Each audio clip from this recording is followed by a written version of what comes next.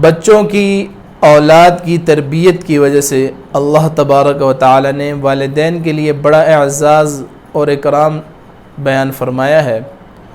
مطلب یہ کہ تربیت کی مشقت کی وجہ سے اور اپنی چھاؤں دھوپ کو بچوں پر قربان کر دینے کی وجہ سے اللہ تبارک و تعالی نے والدین کے لیے بڑا اعزاز و اکرام بیان فرمایا، اور اسی مشقت کی وجہ سے اللہ تبارک و تعالی نے اولاد پر والدین کے حقوق کو واجب قرار دیا ہے۔ سورہ بنی اسرائیل میں اللہ تبارک و تعالی نے اپنے حق کے ساتھ ہی والدین کے ساتھ حسن سلوک کو بیان فرمایا ہے، جیسے کہ قرآن کریم کی آیت ہے وَقَضَىٰ رَبُّكَ أَلَّا تَعْبُدُوا إِلَّا إِيَّاهُ، اور فیصلہ کر دیا تیرے رب نے کہ تم نہ عبادت کرو مگر صرف اسی اللہ کی، وَبِالْوَالِدَيْنِ إِحْسَانًا، اور والدین کے ساتھ حسن سلوک سے پیش آؤ، ان کے ساتھ اچھے اخلاق سے پیش آؤ۔ اما يبلغن عندك الكبر احدهما او كلاهما فلا تقل لهما اف ولا تنهرهما، اور جب ان والدین میں سے ایک یا دونوں ہی بڑھاپے کو پہنچ جائیں تو ان کے ساتھ انتہائی ادب، احترام اور نرمی کے انداز سے بات کرو۔ فلا تقل لهما اف، اور ان کو اف تک مت کہو، ولا تنهرهما، اور نہ ہی ان کو جھڑکو، وقل لهما قولا کریما، اور انتہائی ادب احترام کے ساتھ ان کے ساتھ بات چیت کرو۔ تو جہاں پر اللہ تبارک و تعالی نے قرآن کریم میں اپنا حق بیان فرمایا، ساتھ ہی والدین کے حق کو بھی بیان فرمایا۔ یعنی اس آیت میں اللہ تبارک و تعالی نے ماں باپ کو تکلیف نہ دینے اور ان کے ساتھ نرمی کے ساتھ بات کرنے، حسن سلوک سے پیش آنے کا حکم بیان فرمایا ہے۔ ایک روایت میں ہے کہ آپ صلی اللہ علیہ وسلم نے ارشاد فرمایا وقت پر نماز پڑھنے کے بعد سب سے جو افضل عمل ہے وہ والدین کے ساتھ حسن سلوک سے پیش آنا ہے۔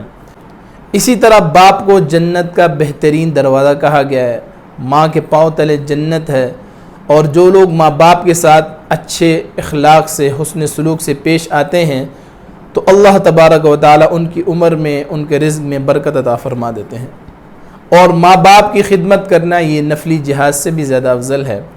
اسی طرح جو لوگ ماں باپ کی نافرمانی کرتے ہیں تو وہ کبیرہ گناہ یعنی بڑے گناہ کرتے ہیں، جیسے کہ شراب پینا، اسی طرح ماں باپ کی نافرمانی بھی بڑے گناہوں میں سے ہے۔ تو مطلب ان باتوں کا یہ ہوا کہ جس نے باپ کی نافرمانی کی، اس کے ساتھ برے طریقے سے پیش آیا، تو گویا کہ اس نے اپنے لیے جنت کے دروازے کو بند کر دیا، کیونکہ باپ جنت کا بہترین دروازہ ہے۔ اسی طرح جس نے ماں کے ساتھ نافرمانی کی، ان کے ساتھ برے اخلاق سے پیش آیا، بدتمیزی کی، تو اس نے اپنی جنت کو خود ہی رون دیا۔ اسی طرح جو لوگ ماں باپ کی نافرمانی کرتے ہیں تو وہ بڑے گناہوں میں مبتلا ہیں، یعنی وہ بہت بڑا گناہ کر رہے ہیں، کوئی چھوٹا موٹا گناہ نہیں کر رہے۔ تو ماں باپ کی خدمت یہ ہر بچے پر واجب ہے، ضروری ہے۔ ایک صحابی نے آپ صلی اللہ علیہ وسلم سے سوال کیا کہ میں سب سے زیادہ کس سے اچھے اخلاق سے پیش آؤں؟ تو آپ صلی اللہ علیہ وسلم نے فرمایا کہ تم سب سے زیادہ اور سب سے پہلے اپنی ماں سے اچھے اخلاق سے پیش آؤ۔ صحابی نے پھر سوال کیا کہ ماں کے بعد سب سے زیادہ پھر کس سے میں اچھے اخلاق سے پیش آؤں؟ تو آپ صلی اللہ علیہ وسلم نے فرمایا کہ ماں کے بعد پھر دوبارہ ماں سے ہی اچھے اخلاق سے پیش آؤ۔ صحابی نے عرض کی یا رسول اللہ، ماں کے بعد پھر تیسرے نمبر پر کس انسان سے سب سے زیادہ اچھے اخلاق سے پیش آؤں؟ پھر آپ صلی اللہ علیہ وسلم نے فرمایا کہ تیسرے نمبر پہ بھی اپنی ماں سے سب سے زیادہ اچھے اخلاق سے پیش آؤں۔ پھر صحابی نے سوال کیا کہ 3 مرتبہ ماں سے ہو گیا، اب چوتھی مرتبہ میں سب سے زیادہ کس سے اچھے اخلاق سے پیش آؤں؟ تو آپ صلی اللہ علیہ وسلم نے فرمایا کہ چوتھی مرتبہ اپنے والد سے اچھے اخلاق سے سب سے زیادہ پیش آؤ۔